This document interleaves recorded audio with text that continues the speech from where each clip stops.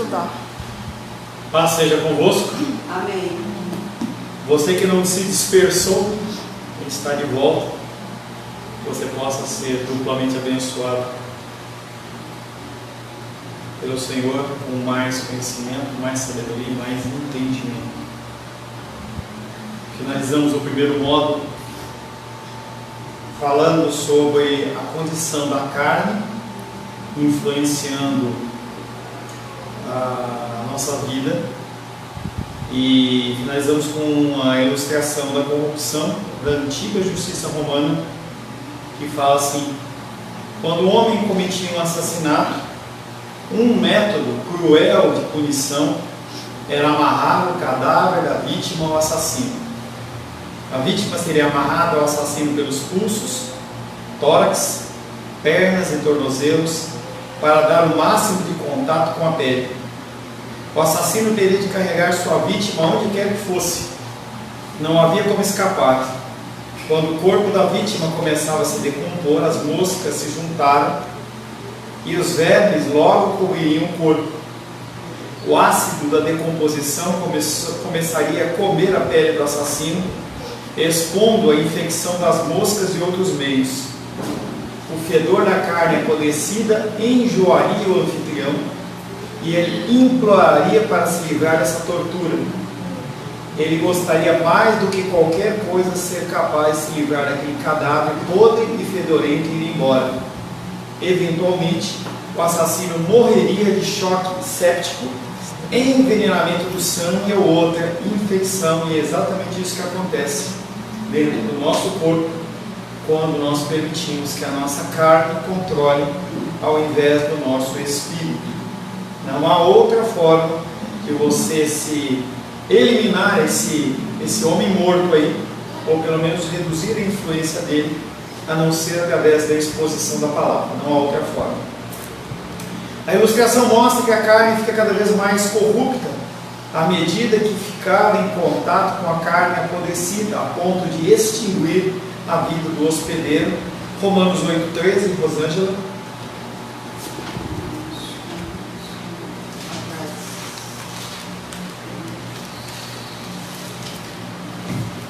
Romanos 8,13. Porque se viverdes segundo a carne... Não. Sim. Continua, desculpa. Porque se viverdes segundo a carne, caminhais para a morte. Mas se pelo Espírito mortificardes os feitos do corpo, certamente vivereis. Ele está falando da vida espiritual, está falando de uma vida cheia de graça, desgraçada. Não está falando necessariamente de salvação, porque a nossa salvação ela não pode ser alterada, a não ser pelo desígnio divino, que já foi determinado antes da fundação do mundo. Então nós podemos, como ímpios, nós temos uma vida desgraçada, mais ainda, e nós como cristãos também temos essa luta da carne contra o espírito, e nós podemos chegar no dia do juízo, no dia do contato com o Senhor, no dia do juízo, de uma forma plena ou de uma forma desgraçada. Trazendo isso de volta para você hoje, quanto mais tempo você permanecer em contato com o seu antigo estilo de vida e o pecado que ele continha, mais corrupto você se tornará, mesmo estando na igreja, mesmo sendo batizado, mesmo,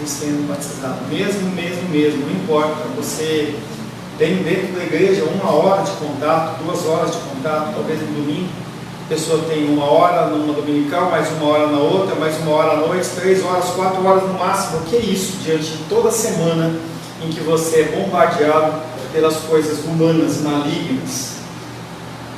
Disseram a você para despir, descartar sua conduta anterior. Isso implica em arrancá-lo ou jogá-lo para longe de você, como se fosse aquele cadáver em decomposição. No caso daquele homem, de acordo com a punição romana, ele não conseguia fazer isso, mas nós, através do Espírito, nós conseguimos. Além de afastar o velho homem, você deve renovar o espírito da sua mente. Não basta você simplesmente se abster de praticar uma coisa ruim. Você tem que substituir a prática ruim por algo bom. Vou parar de comer doces. e aí você não come nada que alimente você, o Tiago, você vai ficar doente do mesmo jeito. Efésios 4, 23. Denise. Efésios, capítulo 4, 23.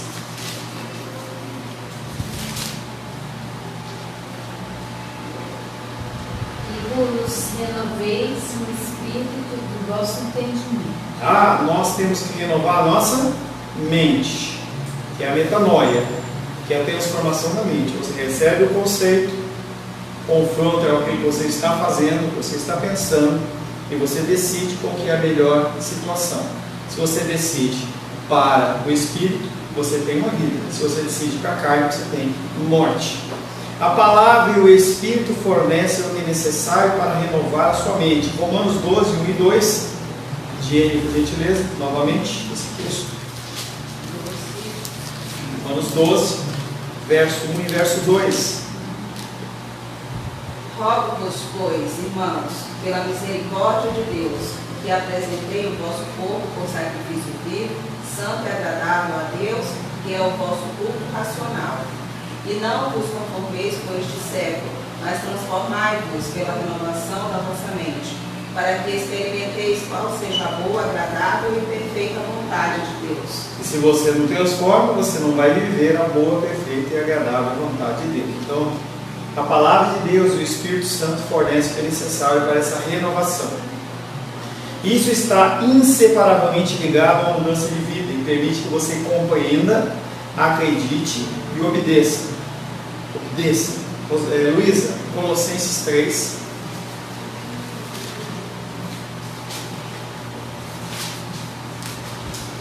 Colossenses 3.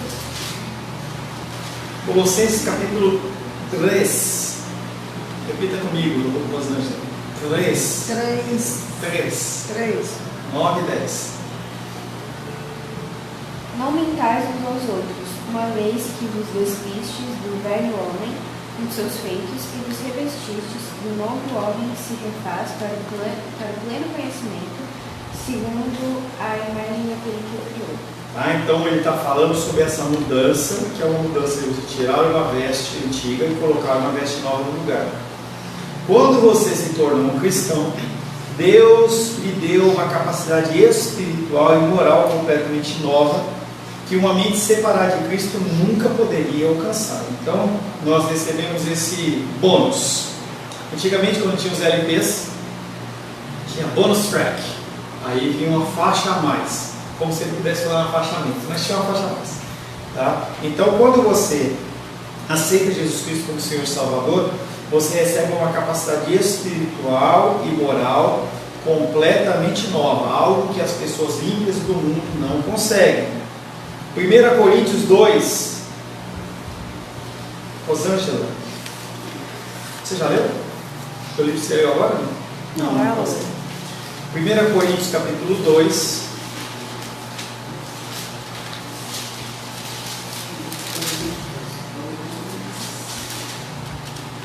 Você vai ler o verso 9, 10 e 11.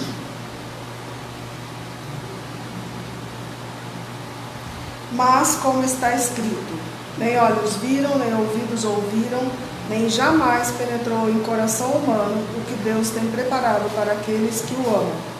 Mas Deus nos revelou pelo Espírito, porque o Espírito a todas as coisas perscruta até mesmo as profundezas de Deus.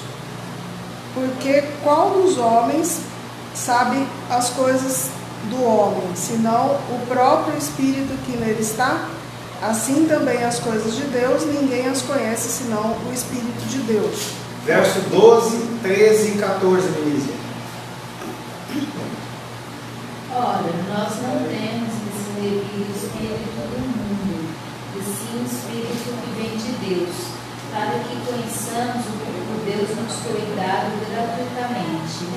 Disto também falamos, não em palavras ensinadas pela sabedoria humana, mas ensinadas pelo Espírito, conferindo coisas espirituais com espirituais. Ora, o homem natural não aceita as coisas do Espírito de Deus, porque eles são loucura, e não pode entendê-las, porque elas se discernem espiritualmente. Diane 15:16. Porém, o homem espiritual julga todas as coisas, mas ele mesmo não é julgado por ninguém, pois quem conheceu a mente do Senhor, que o possa instruir. Nós, porém, temos a mente de Cristo.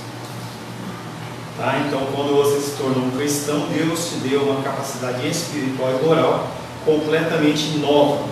Sua mente é o centro do pensamento, compreensão, crença, desejo e motivação. Por isso que ele exige que nós conheçamos aí o culto racional. Você tem que saber o que você está fazendo, por que você está fazendo. Não é porque alguém está mandando e você tem que fazer. Tem que fazer entendendo. É por isso que é fundamental começar a renovação, a renovar a sua mente com a sua palavra. Não é livro, não é texto, não é meditação, mas é as escrituras nua e crua. Não é adequado apenas mudar o seu comportamento, porque o que o move ainda é o mesmo. Não adianta você mudar o exterior se você não mudou o interior. Então as pessoas elas vão ser batizadas, mudam a sua forma de vestir, de falar, mas o interior continua o mesmo.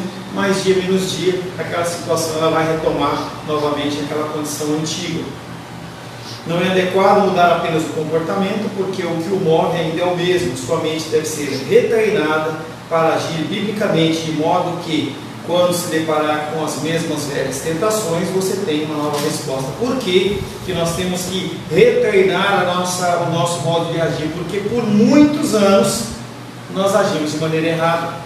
Então é difícil para nós conseguirmos mudar o comportamento assim. É como a alimentação. Se você não praticar, como o jejum, falei na semana passada com a igreja, só minha mãe quis falar de jejum, entendeu? O resto fez glória e vista graça. Não, mas é muito difícil, e se não fizer e não começar, não vai começar nunca, entendeu? Por quê? Porque é um hábito, você está acostumado. Está vendo uma prova, uma série que tinha umas provas de sobrevivência, e aí a pessoa desistiu porque era pouco alimento. Ele estava tão acostumado a se alimentar muito, que ele não conseguiu se adaptar àquela forma de se alimentar. Então nós temos que retreinar a nossa mente a agir biblicamente. Você falando, pastor, eu pensei, você falava, eu pensei e veio isso na minha cabeça, dieta. Você faz dieta bonitinho, emagreceu o que você queria, mas depois você volta aos velhos costumes, engorda tudo de novo, foi feito sanfona. Mas por isso que tem que ter mudança. É mudança de verdade. Que é a metanoia, mudança de mente. Mudança de mente. Em vez de, se eu disser a verdade, terei problemas, o novo pensamento se tornará dizer a verdade, a maneira como honrarei a Deus, mesmo que signifique ser disciplinado. É mais importante ser honesto do que ter uma boa aparência ou escapar da disciplina. E eu volto àquele exemplo da Menise no primeiro intervalo, do pastor que está sendo perseguido pelo homossexualismo. Se foi uma coisa que Deus falou para ele falar naquele meio, daquele jeito, daquela maneira, e ele está sendo perseguido, bem-aventurados que são perseguidos pela causa da minha justiça. Agora, se não, ele comprou uma bronca para ele mesmo. Tá? Então, dizer a verdade é a maneira como eu honrarei a Deus. Então, a gente não estudou Romanos ainda. Quando, porventura, estudar Romanos, eu vou tratar desse assunto e vai ser tratado de uma maneira aberta. O que vai acontecer é com o Senhor. Quando nós desejamos mudar, Jesus Cristo ele passa a ser a motivação para os meus pensamentos, e os meus pensamentos se tornam motivos piedosos, crença bíblica e desejos piedosos, porque as Escrituras elas falam desse modo de agir. Então, o que está me influenciando não é o mundo, mas o que está me influenciando é o próprio Deus. Você não pode presumir que apenas um novo pensamento levará a uma vida digna. Você pega um pensamento, um versículo, uma palavra que você ouviu, uma definição, uma determinação, e você acha que você vai ter uma vida nova. Você não vai ter a vida nova. Você também deve lidar com a sua maneira de acreditar e agir. A mudança genuína é mais do que interromper um comportamento errado, mas passa por isso. Antes de você ter a mudança, você tem que interromper a forma que você agir. E aí é uma decisão que você toma. Deve haver arrependimento, que inclui o entendimento de que as ações não glorificam a Deus. Deve haver uma mudança no seu modo de vida. Aí uma ilustração bem interessante que a gente pode usar é a ilustração de um hospital. Quando você chega no hospital com uma hemorragia, o médico não vai fazer exames para ver o porquê que você está tendo aquela hemorragia. Mas inicialmente o que ele faz? Ele estanca a hemorragia. Porque se ele não estancar, quando o resultado do exame sair, já era. Tá? Então você toma uma atitude humana, decide fazer uma coisa, e aí você começa a trabalhar toda a parte comportamental, parte espiritual que te levou para fazer aquilo. O arrependimento genuíno é acompanhado pelo desejo de obedecer. Você não pode separar o pensamento da obediência. Tiago, capítulo 1.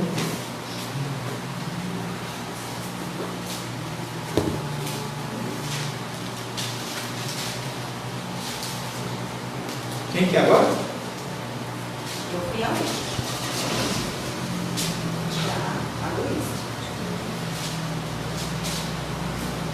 Tiago 3. Capítulo 1,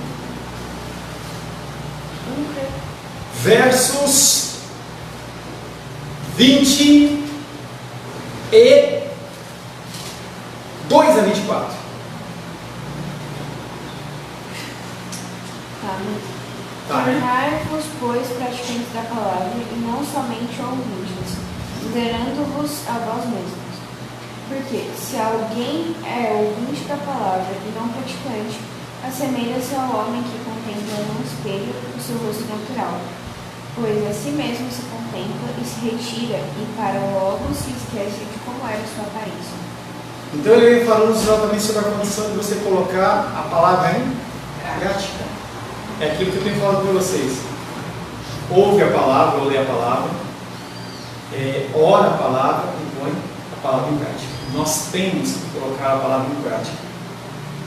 Quando Jesus Cristo é o governante do seu coração, seu homem interior, seus pensamentos, compreensão, crenças, desejos, motivações, fluem do que ele deseja que você faça, conforme visto em sua palavra. Então, se você tem como seu Senhor verdadeiramente Jesus Cristo, seus pensamentos e as suas ações, elas vão ser transformadas, não no estalar de dedos, mas num caminho progressivo. Você vai deixando as velhas práticas e aceitando novas práticas. Finalmente, você deve exibir uma nova natureza, colocar um novo eu e colocar um novo homem para fora. Porque você é uma nova pessoa, criada à semelhança de Deus, justa, santa e verdadeira. Deveria ser o momento do seu batismo. Só que as pessoas, elas muitas vezes batizam por outros motivos, por outras motivações. E aí a pessoa acha que está tudo certo e não está tudo certo. O batismo, ele deveria ser a expressão do nosso conhecimento, da nossa vida, dos nossos pensamentos. Quando eu falo com meus jovens casados, jovens noivos, e eles querem acelerar o processo, eu falo que não adianta, porque se a pessoa recebe o sacramento e ela não entendeu aquilo que o sacramento está regendo, ela vai agir e continuar agindo segundo a vontade dela. Eu vou trazer muito mais maldição sobre a vida dela do que evidência. Isso indica uma mudança em todo o seu estilo de vida. A mudança real começa no coração e flui por toda a sua vida para refletir Cristo em você. E aí aquele pensamento do interior para o exterior. E aí eu vou usar, tem uma tabelinha aqui que ele fala Efésios 4, 25.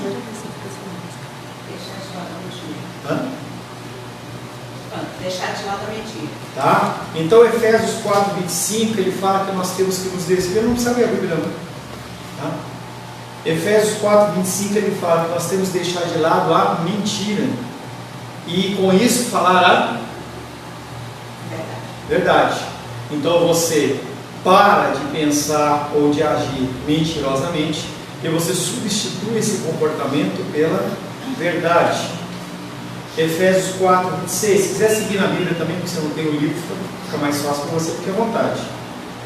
Efésios 4, 26 fala que nós não devemos pecar na nossa ira. Nós não devemos deixar que a ira ela se manifeste nos nossos corações. E aí ele fala que você não manifesta a sua ira. E aí ele fala que nós temos que não carregar a ira durante a noite. Nós temos que perdoar, não deixar passar a sua ira de um dia para o outro. Quando nós deixamos a nossa ira passar de um dia para o outro, nós ficamos com o coração amargurado. É claro que há situações em que, se você quiser tratar o assunto na hora, ele vai dar mais dano.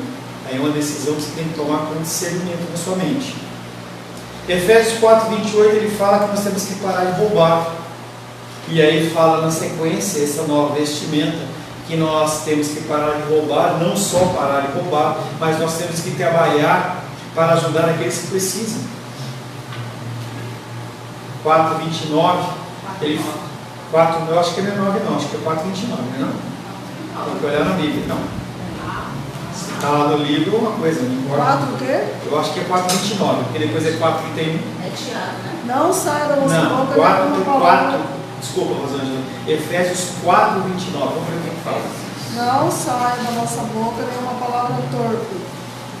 Então o que ele está falando é 4:29, está errado, corrige o livro, ainda bem que não fui eu que fiz essa correção. 4:29, ele fala que nós temos que parar com o discurso corrupto.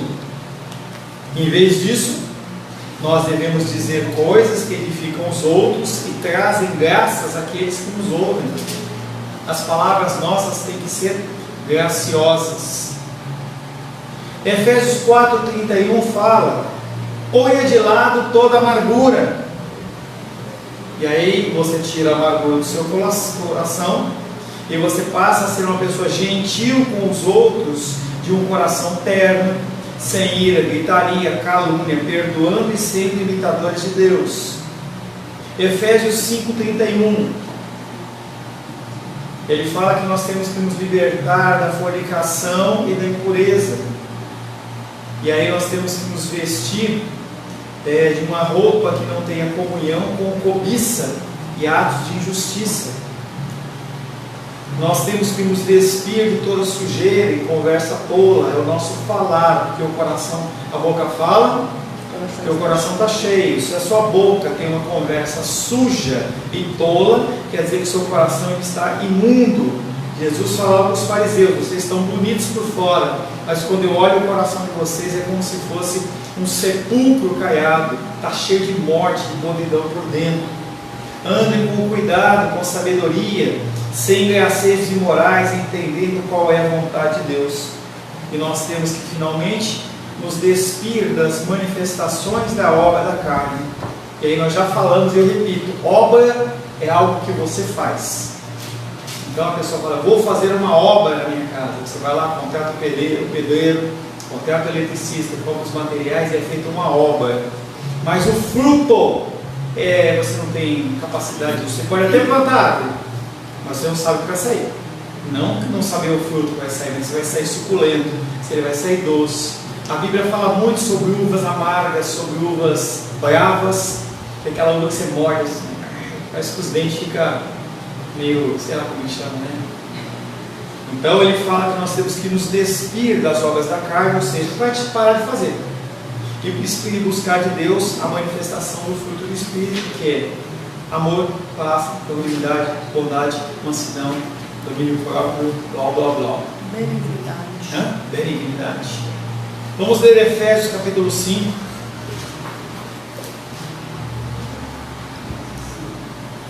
Já foi meio que lido de uma certa forma, mas vamos ler o texto agora corrido.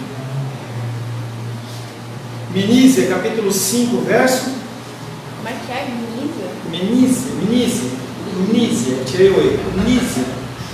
Minísia, leia por favor Efésios capítulo 5, verso 3, 4 e 5, por favor. Mas a impudicícia e toda sorte. Você viu, né, amor? Certinho, vai lá. Mas a impudicícia e toda sorte de impurezas ou cobiça nem sequer se nomeiem entre vós, como convém a santos. Conversação torpe, de palavras vãs ou churrasquices, coisas essas inconvenientes. Antes, pelo contrário, ações de graças. Sabei, pois, isto: nenhum incontinente ou impuro ou avarento que é idólatra tem herança no reino de Cristo e de Deus. Então ele vem falando esses 3 primeiros versículos que nós temos que saber o que nós falamos. Cuidado com as piadinhas. Exceto que seja uma piada pastoral. Aí não tem problema não. Vai lá, Benízia. A Benízia não, é Diene. Ela leu 3, 4, 5, 6, 7, 8. Ninguém vos engane com palavras vãs, porque por essas coisas vem a ira de Deus sobre os filhos da desobediência. Portanto, não sejais participantes com eles, pois outrora em vez eres trevas, porém agora sois luz no Senhor, andai como filhos da luz. Então ele falou assim, já que você era das trevas e não é mais, você já aprendeu o comportamento correto, você tem que mudar também o seu jeito de agir. Você não pode voltar a fazer aquilo, porque você vai atrair sobre a sua vida ira de Deus. Luísa, 9, 10. Só 9, 10? Porque o fruto da luz consiste em toda bondade, justiça e verdade, provando sempre que é agradável ao Senhor. Por que esse texto está entre parênteses? É um texto duvidoso, ele pode ter sido acrescentado nos séculos dos séculos, não estão nos escritos mais antigos.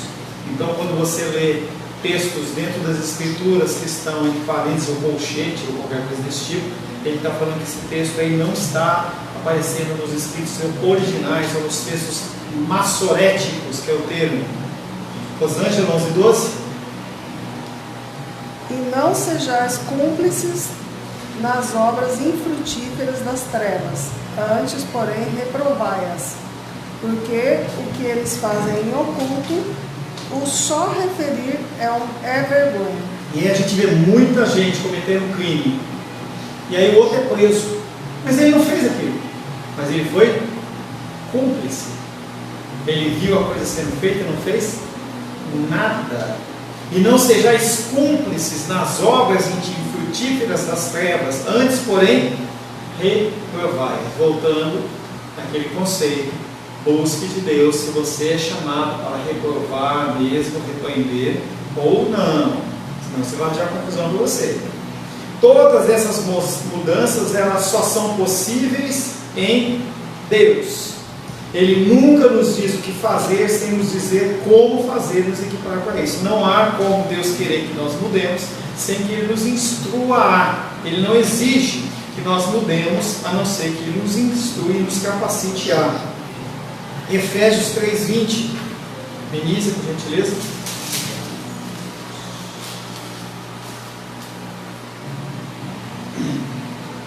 Olha, aquele que é poderoso para fazer infinitamente mais do que tudo quanto pedimos ou pensamos, conforme o seu poder que opera em nós. Diene, João capítulo 15.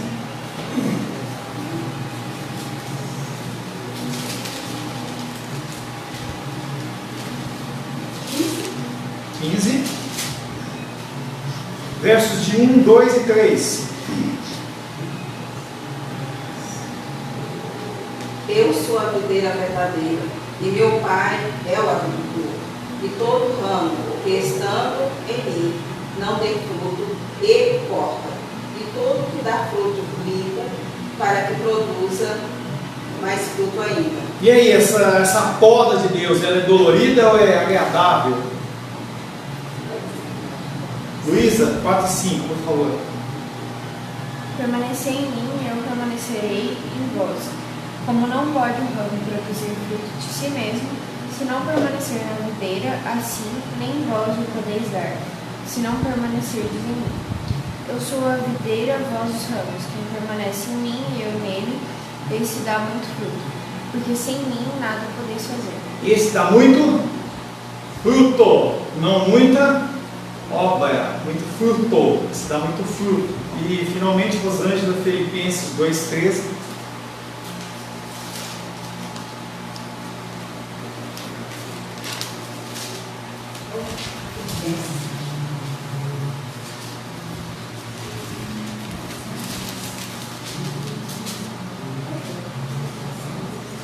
Porque Deus é quem efetua em todos tanto querer como realizar, segundo a sua boa vontade. É Ele que faz.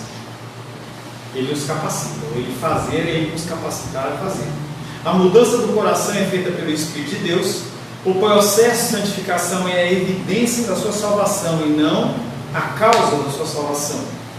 Se não fosse pelo Espírito Santo vivendo dentro de você, você não teria nenhum desejo de mudar ou condição de mudar em seu coração ou glorificar a Deus. Quando você olhar as pessoas que não têm Deus, olhe com misericórdia. Elas não mudam, não é porque elas não querem, elas não mudam porque elas não conseguem.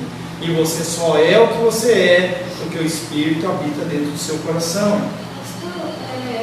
Eu não entendi qual a diferença de frutos e obras. Você falou qual a diferença? Obra você faz, o homem pratica a obra, sem ninguém ensinar. Alguém precisa ensinar a Melisa a ser má? Má. Alguém te ensina? Tem uma escola? Escola de maldade? Tem escola da mentira? Tem escola da corrupção? Não, tudo isso é natural, moço. Isso é uma obra do homem. Agora, o fruto, que é em especial o fruto do Espírito, é aquilo que nós não conseguimos produzir. Eu não consigo amar o meu irmão como a mim mesmo, a não ser que Deus assim o faça. Deus está satisfeito com você. Legal, né? Apenas por causa de Cristo. É apenas Cristo que faz com que Deus olhe para você de uma forma agradável. E isso não vai mudar nunca.